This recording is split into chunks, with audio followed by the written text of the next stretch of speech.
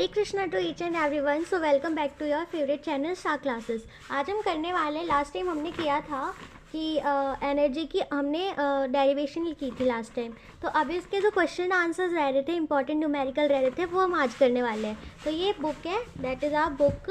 यहाँ पे हमने ये वाली फॉर्मूले की डेरिवेशन की थी, है ना। वेट, हाँ, इस वाले फॉर्मूले की डेरिवेशन करी थी।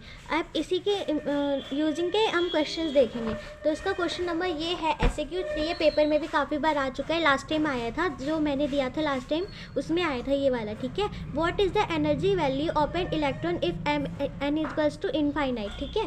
तो यहाँ पे सबसे पहले इसका फॉर्मूला लिख लेते हैं। एनर्जी का जो फॉर्मूला था वो क्या था, -2.178 इंटू 10⁻⁻18 जूल अपॉन पे n², ये था।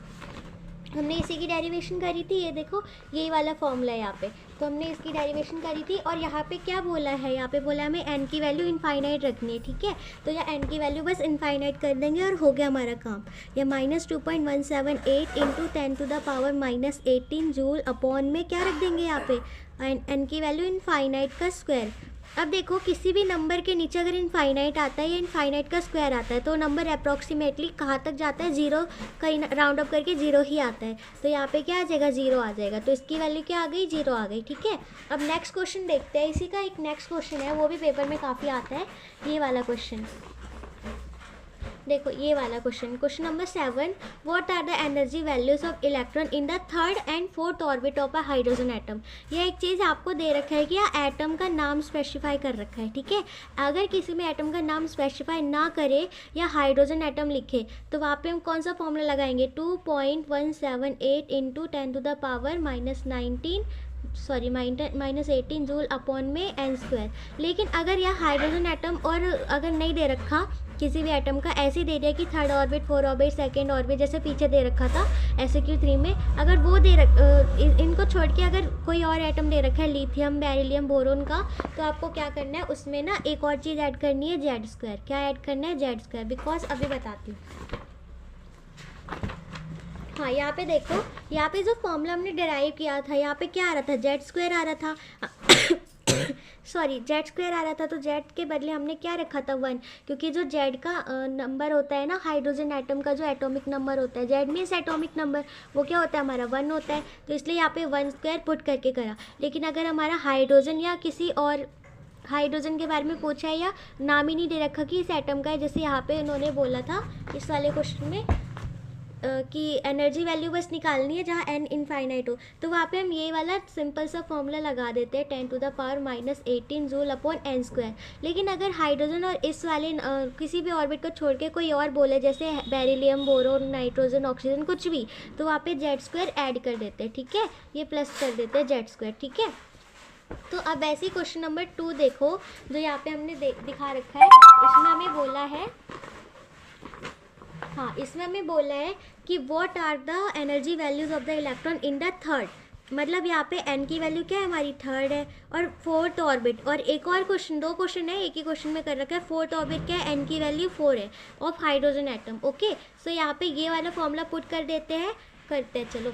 तो यहाँ पे क्या है, माइनस एनर्जी का फॉर्मूला है ना, तो -2.178 इंटू 10⁻⁻18 जूल इंटू में Z² है ना, अपॉन में क्या हो गया, n²। अब देखो यहाँ Z कितना है, हाइड्रोजन का Z कितना होता है, 1 होता है, तो यहाँ 1 का स्क्वायर पुट कर देंगे। और n कितना है, पहले हमें n बोला है 3, n3 निकालो, पहले थर्ड ऑर्बिट का निकालो, फिर फोर्थ ऑर्बिट का निकालो। तो हम अभी थर्ड ऑर्बिट का निकाल रहे हैं, -2.78 इंटू 10⁻⁻18 जूल इंटू Z की वैल्यू क्या है, 1, तो 1 का स्क्वायर अपॉन में n की वैल्यू क्या है, थर्ड ऑर्बिट है, तो यहाँ पे थर्ड का स्क्वायर, -2.178 इंटू 10⁻⁻18 जूल इंटू 1 का स्क्वायर 1 अपॉन में 3 3 = 9, ठीक है। ये नीचे आया, 1 2 3 नंबर है, तो 1 2 3। अब इसको डिवाइड करेंगे तो हमारा आंसर क्या आएगा, -2.42 इंटू 10⁻⁻19 जूल, ये आ जाएगा हमारा। ऐसे इसका जो सेकंड पार्ट है वो क्या है, यहाँ पे n की वैल्यू क्या हमें दे रखी है, फोर्थ दे रखी है ना, यहाँ पे n की वैल्यू 4। ये भी सेम क्वेश्चन है, सेम ही करना है इसकी तरह। -2.178 इंटू 10⁻⁻18 जूल इंटू Z की वैल्यू क्या है, 1 है, यहाँ पे भी Z की स्क्वायर, 1 का स्क्वायर, क्योंकि हाइड्रोजन एटम है ये, यहाँ पे n की वैल्यू क्या है 4 है, 4 का स्क्वायर कितना होता है 16, तो 2.178 into 10 to the power minus 18, 1 का स्क्वायर 1, 1 में ये मल्टीप्लाई किया तो ये आया अपन 4 का स्क्वायर 16। यह पॉइंट है, पॉइंट को हटा दिया, 1 2 3 नंबर है तो 1 2 3 नंबर। अब इसको डिवाइड कर दो, 16000 डिवाइडेड बाय 2178, ये हो गया, पॉइंट हट गया ना इसलिए हमने पॉइंट नहीं लगाया यहाँ पे। अब देखो यहाँ पे ये जो नंबर है तो ये 1 2 3 4 5 है, ये 4, ये तो छोटा है ये बड़ा है, तो यहाँ पे 0 पॉइंट लगा के एक और नंबर लगा देते हैं 0। अब देखो 16 1 जा 16, 16 2 जा 32, तो 2 और 32 तो बड़ा हो जाएगा तो 16 1 जा लगाएंगे, ठीक है। तो 16 1 6 0 0 0 माइनस करेंगे 0 8 7, यहाँ पे 16 17 18 19 20 21, तो 5 हुए टोटल, तो यहाँ पे 5 आ गया। हमने देखो नेक्स्ट क्या है, ये 4 नंबर है, ये फिर से 5 नंबर है, तो एक और 0 लगा लिया हमने। अब देखो ये 16 1 जा 16, 16 2 जा 32, 16 3 जा 48, 16 4 जा 64, 64 तो ज़्यादा हो रहा है तो 16 3 जा 48 लिख दिया हमने, ठीक है, ये कर दिया। अब इसे माइनस करेंगे 0 0 8 48 49 50 51 52 53 54 55 56 57, 9 नंबर है यहाँ पे, तो यहाँ पे 9 लिख दिया, ठीक है। और ये कितने पे आ रहा था 3 पे, 98 है। देखते हैं अब 98 आता है क्या 1600 के टेबल में, 16 1 जा 16, 16 2 जा 30, 16 3 जा 48, 16 4 जा 64, 16 5 जा 18, 16 6 जा 96, 96 आ रहे हैं, है ना, 16 6 पे आ रहे हैं, तो यहाँ 96, यहाँ पे 200 आया। ऐसे यहाँ पे मल्टीप्लाई बाय 10 टू द एक और एक्स्ट्रा है तो यहाँ पे -19 जूल कर दिया। और यहाँ पे देखो ये आया तो यहाँ पे 1.36 into 10 to the power minus joule ये आ जाएगा, और यहाँ माइनस आएगा बिकॉज ये क्या है माइनस है, माइनस के साथ तो ये आया। समझ आया आपको? आई होप आपको समझ आ गया होगा। वीडियो अच्छी लगी तो लाइक शेयर एंड सब्सक्राइब करना।